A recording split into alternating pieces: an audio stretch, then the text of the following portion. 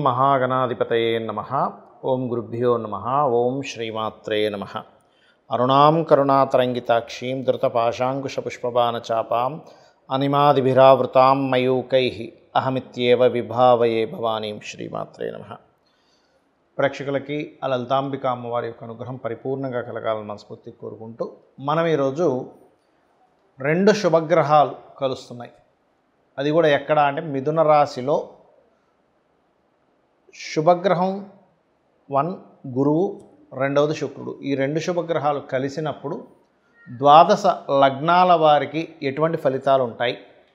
లగ్నం తెలిస్తే లగ్నం చూసుకుంటే, లగ్నం తెలియదు అనుకునేటువంటి వారు రాశి చూసుకోవచ్చు. మరి ఈ ఫలితాలు పరిపూర్ణంగా కలగాలి అంటే ఏ గ్రహాల యొక్క ప్రభావం వీటి మీద పడి మనకు పూర్తిగా ఫలితాలు రావు అనే విషయాలు తెలుసుకుంటూ, అదేవిధంగా దేశగోచారాల సంబంధంగా ఎటువంటి ఫలితాలు ఉంటాయి అనేటువంటి విషయాలు మనం తెలుసుకుందాం. అయితే ఈ విషయాలు చెప్తుంది నేనైనప్పటికీ కూడా చెప్పిస్తుంది పలికిస్తుంది కూడా ఆ సాక్షాత్ లలితామ్మవారిగా భావిస్తూ ఒక్కొక్క దాని గురించి మనం తెలుసుకుందాం. వృషభ లగ్నము, వృషభ రాశి. వృషభం వారికి కనుక చూసుకుంటే మీకు ధనస్థానంలో శుక్రుడు గురువు వచ్చి చేరుతున్నందుకు ఖచ్చితంగా ధన సంబంధించినటువంటి విషయంలో చక్కటి అనుకూలత ఉంటుంది.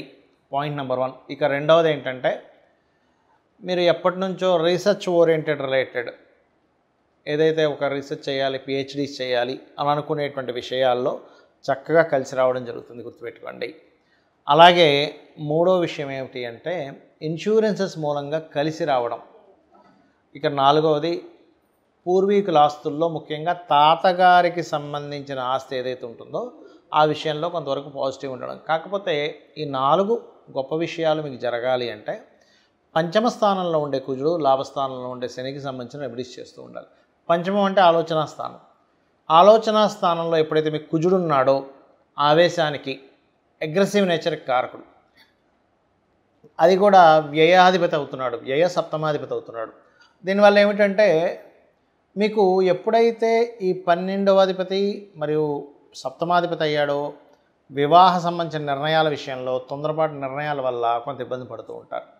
కాబట్టి ఇక్కడ ఏమవుతాయంటే ఈ కుజుడు శుక్ర గురువుల్ని ఒక రకమైన కంట్రోల్ చేస్తుంటాయి, శుక్ర గురువులు శని కుజుల్ని కంట్రోల్ చేస్తుంటాయి. సో ఇది ఒకదాన్ని ఒకటి కంట్రోల్ చేస్తూ ఉంటుంది. కాబట్టి ఇక్కడ ఏంటంటే మీరు కాస్త మంగళవారాలు ఎటువంటి నిర్ణయాలు తీసుకోకండి.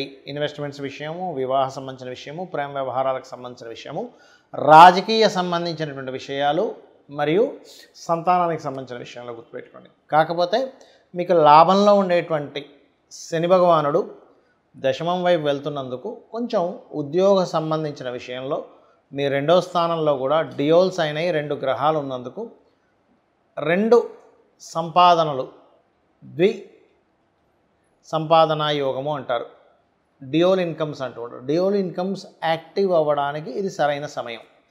అలాగే మరి ఇది యాక్టివ్ అవ్వాలంటే ఆటంకం ఏం జరుగుతుందో దానికి సంబంధించి చేసుకోవాలి ఎప్పుడు కూడా. ఇక్కడ కుజ శనులే కొంత ఆటంకం ఏర్పడుతూ ఉంటాయి. కాబట్టి కుజగ్రహానికి శనిగ్రహానికి దీపారాధన చేస్తూ ఉండండి.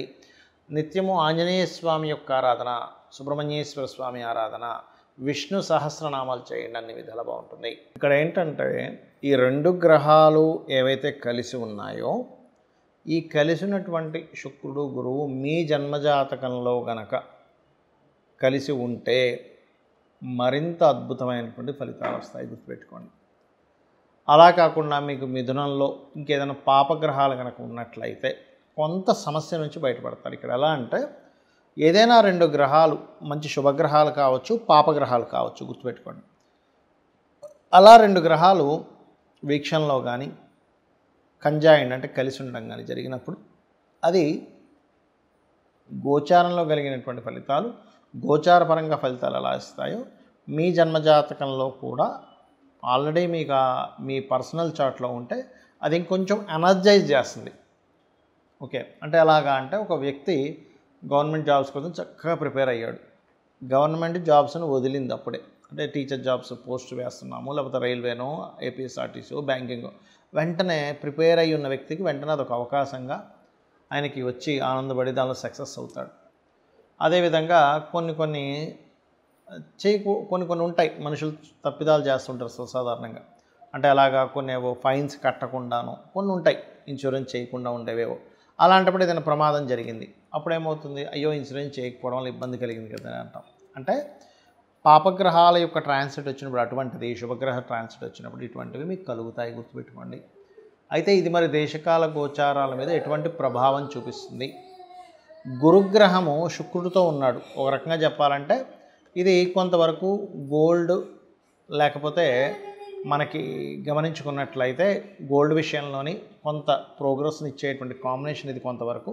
కాకపోతే ఈ శని కుజులు మీన కన్యా రాశుల్లో ఉన్నందుకు కొంచెం స్ట్రెస్సు, అప్ అండ్ డౌన్స్ కూడా ఇస్తుందండి. ఇది ఫ్లక్చువేషన్స్ బాగా ఇస్తుంది ఇక్కడ. ఇది దీంతోపాటు గురు సమానులు లేదా టీచర్స్కి, అందులో ముఖ్యంగా స్త్రీ సంబంధంగా, స్త్రీ మూలక సంబంధంగా గురువులకి, లేకపోతే ఆల్రెడీ స్త్రీలు గురుత్వ సంబంధించిన వాటిలో ఉండేటువంటి వారికి కొంత ఇబ్బందులను ఎదుర్కొనేటువంటి యోగాన్ని ఇస్తుంది. అంటే గురుత్వ సంబంధించిన వాటిలో బ్రాహ్మణ్స్కి కావచ్చు, పురోహితులకు కావచ్చు, గురువులుగా చలామణి అవుతున్నటువంటి వారికి కావచ్చు, లేకపోతే మంచి ఆధ్యాత్మిక రంగాల్లో ఉండేటువంటి వారి మీద కొంతవరకు బురద జల్లేటువంటి విషయం కావచ్చు. ఇటువంటివన్నీ కూడా అంటే వాళ్ళకి ప్రమాదం కానివ్వండి, వాళ్ళ లైఫ్లో కొంచెం ఎక్కువ అప్ అండ్ డౌన్ చూడడం కానివ్వండి, ఇటువంటివి ఎక్కువగా ఏర్పడతాయండి. ఈ గోల్డ్ రిలేటెడ్ సంబంధించిన విషయాలు కూడా ఎక్కువ ఫ్లక్చువేషన్. ఎందుకంటే మిథున రాశుల్లో ఉంది ఇది. ఇక్కడ ఏంటంటే మిథునము దిస్వభావ రాశి, బుధుడు యొక్క రాశే, కన్యా బుధుడు యొక్క రాశే.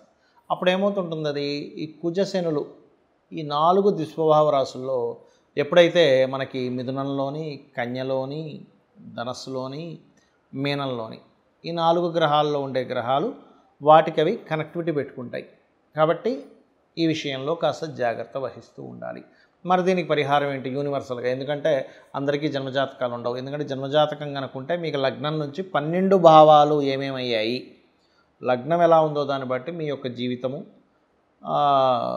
కుటుంబ స్థానాన్ని బట్టి మీకు ధనము ఎలా ఉంది, కుటుంబంతో కమ్యూనికేషన్స్ ఎలా ఉంటాయి, 3వ స్థానాన్ని బట్టి మీకు సిబ్లింగ్స్తోని, 4వ స్థానాన్ని బట్టి మీ ప్రాపర్టీ, ఆస్తి సంబంధించిన విషయాలు కావచ్చు, విద్యా సంబంధించిన విషయాలు కావచ్చు, తల్లిగారికి సంబంధించిన విషయాలు కావచ్చు, 5 సంతానము, 6 రుణరోగ శత్రువులు, 7 అనేటువంటిది వివాహ జీవితము, 8 అనేటువంటిది ఆకస్మిక సంఘటనలు, 9వ స్థానం హైయర్ ఎడ్యుకేషను, తండ్రికి సంబంధించిన మీ స్పిరిచువల్ అండ్ గురుబలానికి సంబంధించినటువంటి దశమం వృత్తి, 11 అనేటువంటిది వ్యాపారాలు, 12 అనేటువంటిది మీ ఎక్స్పెండిచర్స్, మీ ఇన్వెస్ట్మెంట్స్ ఎప్పుడు చేస్తే బాగుంటుంది అనేటువంటిది చాలా స్పష్టంగా తెలుస్తుంది. కానీ ఇక్కడ డేట్ ఆఫ్ బర్తే లేదు, టైము లేదండి, ఏం లేదండి, కానీ నేను అయోమయంలో ఉన్నాను అనుకునేటువంటి వారు చేయాల్సిన గొప్ప రెమెడీ ఏమిటంటే, ఇలాంటి గ్రహస్థితులు ఉన్నప్పుడు మీకు మంచివి జరగాలి అన్నప్పుడు మీరు నవగ్రహాలలో కుజుడు, కేతువు, శని, రాహు ఈ 4 గ్రహాల దగ్గర దీపారాధన చేయండి మొట్టమొదటిగా. రెండవది మీకు శని మంగళవారాలు గోవులకి శనివారం బెల్లము 4 ఉండలుగా బెల్లం తయారు చేసి తినిపించండి శనివారం నాడు.